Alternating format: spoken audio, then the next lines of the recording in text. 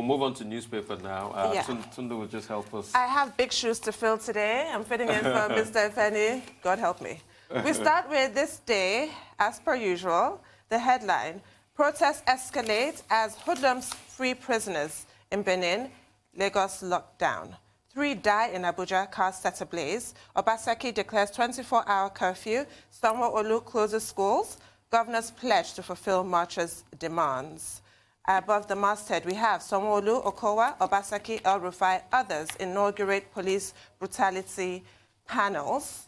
You've made your point. End the protest, says Tinubu. And message from Canterbury, that's the picture story there with the president and the special envoy of the Archbishop of Canterbury. The protests still dominating headlines. New Telegraph, 8 killed as protesters attack prisons, free inmates. 6 feared dead, houses, vehicles burnt in Abuja clash. Hoodlums burn police stations, break into armory. 19 cops injured as thugs chase policemen in Lagos. Buhari to youths, don't allow hoodlums hijack protests. Military on red alert. Protesters, police clash in Abuja. Now to The Guardian. Protests turn bloody. Organizers consider Belarus option. Protesters fault Benin jailbreak claim. Don't overthrow Buhari, Miyetti Allah tells protesters. Northern Coalition backs down. Officials begin rearrest of Edo jailbreakers. 12 killed in Abuja, Benin. 2 feared dead in Delta, Kano as police tear gas FCT protesters. That's just really dominating, as I said.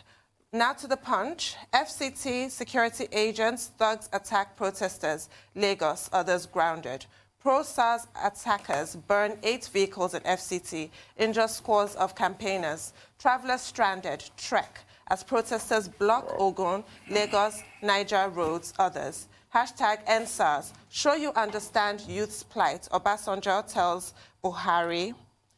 And still on The Punch front cover, Kano's 17-year-old arrested while watching movie on phone dies in custody. If at all, we need a reminder of how these protests have started, seeing as it's now changing in coloration. Now to the Daily Trust. #EndSARS. Chaos in Abuja states 5 die, many vehicles burnt in FCT, police open fire. Protesters break into Lagos airport, schools shut. 24-hour curfew after jailbreak in Edo. Activities grounded in Niger, Ogun, Oyo, Akwa Ibom. Daily Independent, here we go again. Protests paralyze activities in Lagos, Ibadan, Ado Ekiti, Benin, Akure, Abeokuta, Umuahia, Owerri. For the first time in 11 days, Kano youth joined protests. Several injured as police fire at protesters in Abuja. Pastor leads thousands of Christians on prayer walk. Military takes over key locations in Abuja. Protesters tackle Buhari, ask him to step aside. Protests not peaceful, Lai Mohammed. Protesters' disregard for COVID-19 protocols may worsen infection, FG. Now to leadership. #EndSARS. Many feared dead as protests turn bloody. Several cars burn in Abuja. Edo's government imposes 24-hour curfew as hoodlums free all prisoners, set police stations ablaze. You have rights to protest peacefully, PMB tells youths. Call off protests, government begs youths. There is a hidden agenda behind protests, Buni. FG raises concerns over impending spread of COVID-19 through protests. Dingyadi apologizes over police brutality. And you also have, give PMB time to implement your demands, Tinubu urges protesters. Now to the Vanguard. Hashtag #EndSARS. Lagos, Ekiti, Ondo, other towns paralyzed. Hoodlums burned 50 cars in Akpo, Abuja. Benin prisons attacked, scores of inmates freed. Police stations attacked, arms carted away.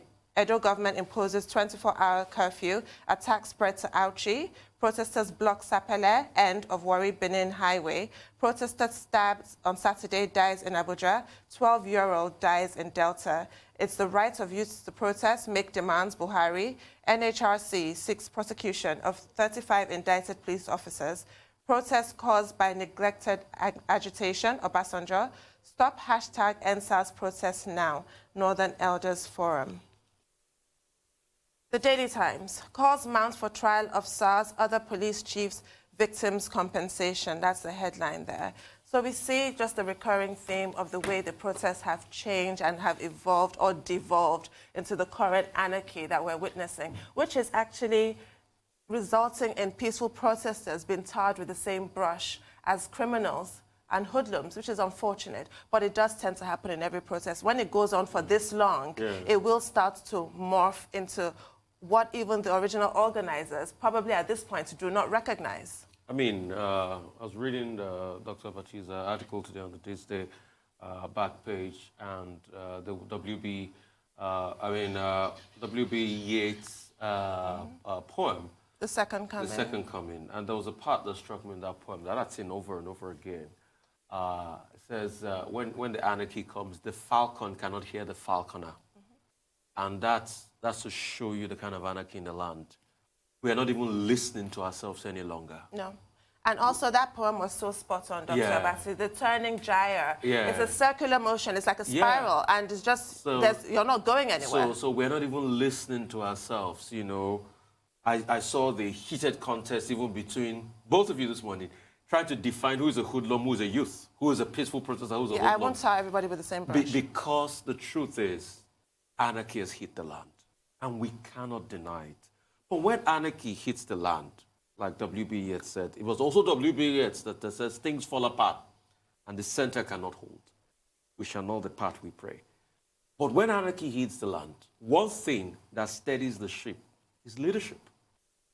Is leadership across board. And leadership, most of the time, really, when you look at it, is concession.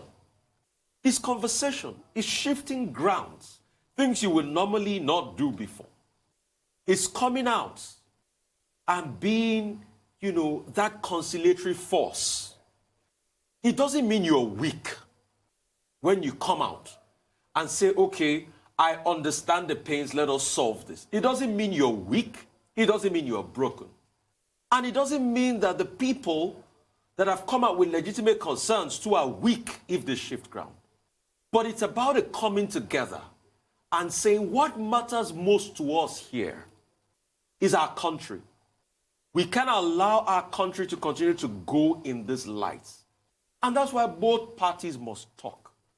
I think it was Ralph Waldo Emerson that says, what lies ahead of us and what lies behind us are tiny matters compared to what lies within us. Both the protesters and those in government, one thing connects both of us. We are Nigerians.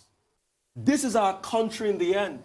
There is no place we are going to go. Even if we have British passport, we are still second-class British. So this is the time both parties, the government and the people, they have to come together and talk and look for a way we can end this and push our country forward. Concerns are valid across board. Tempers are flaring. The falcon is not hearing the falconer any longer. But this is the time to come together. It's not a sign of weakness if the president comes out and says, I want to talk to my Nigerian people now. I want to talk to my people. Of course not. That's leadership. That's leadership. Well, in specific terms, what is out there is that there are many persons who are intervening and who are saying that, well, the 5 demands have been acceded to by the Nigerian government. And what we have seen is that those 5 demands have since increased. The latest document that I saw was a document extending the list of demands to 14. So at what point would the protesters, who obviously insist that there is no single leader, at what point would they say, well, these are the minimum demands, these are the time frames, we need to see what is happening, what is government acceding to in concrete terms? Those are relevant questions. At what point will the protesters, the angry youths, come together and say, well, this has gone on for so period of time, right? Let's pause, let's do an audit, let's do a review, let's reflect.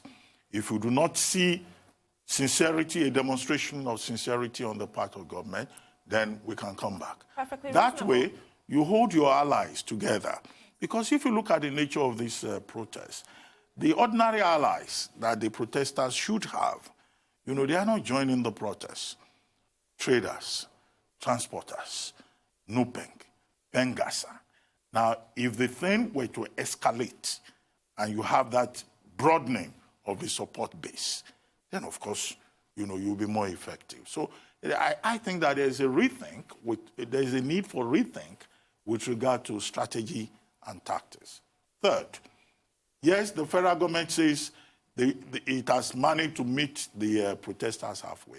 But the minimum, the very minimum that the protesters are asking for is that the president of Nigeria should stop talking to them either as an afterthought or as an aside at public events, that he must address them directly. If there are persons who are advising the president of Nigeria, that if we talk to these young people, then it means that, they've been able to overwhelm the presidency of Nigeria, then that would be a very wrong point indeed. Yeah.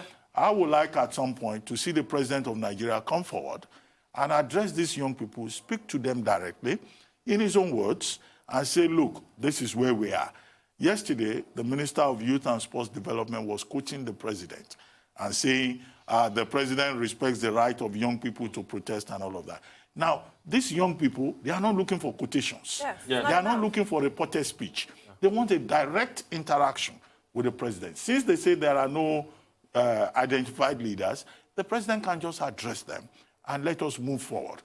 Because we run a dangerous risk. Yeah. Because the state also has a responsibility to protect lives and property. And if that is the case, if there is an escalation of violence and the state decides to assert itself, then we will have pure anarchy on the streets of Nigeria. Imagine having the power to stop chaos in its tracks and not use it. Let's just not forget the words of W.B. Yeats. We pray that it won't get to a point where things will fall apart and the center will not hold. It will hold in Nigeria. Our country will be strong. But please, let us do the right thing. Let us close ranks. That's all on news headlines.